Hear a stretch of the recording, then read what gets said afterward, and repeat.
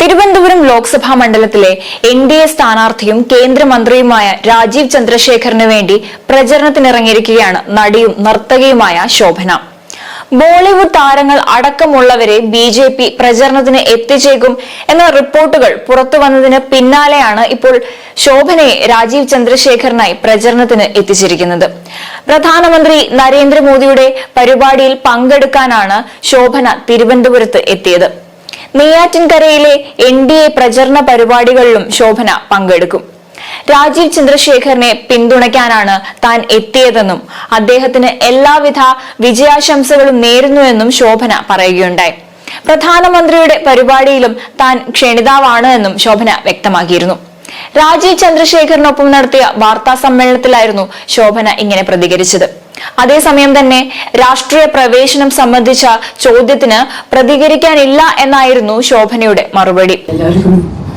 എന്റെ ഹൃദയം നിറഞ്ഞ വിശ്വാസംസകൾ ഇതിന്റെ very special Vishu because for long time കുറെ വർഷങ്ങൾ കഴിഞ്ഞിട്ടാണ് കേരളത്തിൽ എനിക്കിപ്പോൾ വിഷു സദ്യ ആയിട്ടില്ല കേട്ടോ. So and of course it's very special because I'm here in support of Shri Rajiv Chandrasekhar and I'd like to wish him all the very best in the campaign. That's it. Modi ji ne function I'm inviting. So yeah, wishing everybody a very happy Vishu. So ഞാൻ Malayalam Malayali സംസാരിച്ചോട്ടെ പ്രസംഗിക്കാനല്ല. So then anyway I'm just an actor with my own hopes and dreams really for now. ആദ്യം താൻ മലയാളം പഠിക്കട്ടെ എന്നും ഇപ്പോൾ ഒരു നടി മാത്രമാണ് താനെന്നുമായിരുന്നു ശോഭനയുടെ മറുപടി. നേരത്തെയും പ്രധാനമന്ത്രി പങ്കെടുത്ത പരിപാടിയിൽ ശോഭന പങ്കെടുത്തിരുന്നു.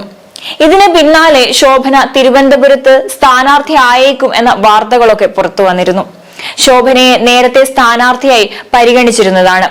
സുരേഷ് ഗോപി ഉൾപ്പെടെയുള്ളവർ പിന്തുണയുമായി രംഗത്ത് വന്നിരുന്നു. നിലവിൽ ശോഭന NDA സ്ഥാനാർത്ഥിയായ രാജീവ് ചന്ദ്രശേഖറിന് വേണ്ടി പ്രചരണത്തിന് ഇറങ്ങിയതോടെ ശോഭന BJPയിൽ പ്രവേശിക്കുമെന്ന് ഉറപ്പിച്ചു പറയുകയാണ് പ്രതിപക്ഷ പാർട്ടികൾ.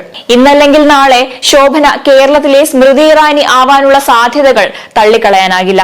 എന്നാൽ അതേസമയം തന്നെ മോഹൻലാൽ ഉൾപ്പെടെയുള്ള താരങ്ങൾ BJPയുടെ താരപ്രചാരകരുടെ പട്ടികയിൽ ഇടം നേടിയിട്ടുണ്ട് എന്നാണ് റിപ്പോർട്ടുകൾ. BJP അനുഭാവമുള്ള സംവിധായകരും നിർമ്മാതാക്കളും വഴിയാണ് താരങ്ങളെ എത്തിക്കാൻ ശ്രമം നടക്കുന്നത് എന്നാണ് വിവരം.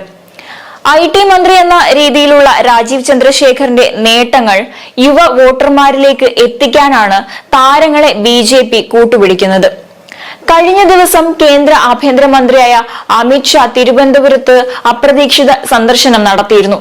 അതിന്റെ ഒരു ബാക്കി പത്രമായിട്ടാണ് BJPയുടെ ഈ പുതിയ നീക്കം.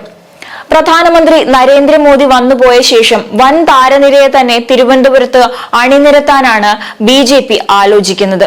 സംസ്ഥാനത്തെ A ക്ലാസ് മണ്ഡലങ്ങളിൽ ഒന്ന് എന്ന് BJP അവകാശപ്പെടുന്ന മണ്ഡലങ്ങളിലൊന്നാണ് തിരുവനന്തപുരം ലോക്സഭാ മണ്ഡലം. കഴിഞ്ഞ 3 തവണയും ശശി തരൂരിനൊപ്പം നിന്നിരുന്ന തിരുവനന്തപുരം ലോക്സഭാ മണ്ഡലം ഇത്തവണ രാജീവ് ചന്ദ്രശേഖറിനൊപ്പമാകുമോ എന്നത് കണ്ടറിയണം.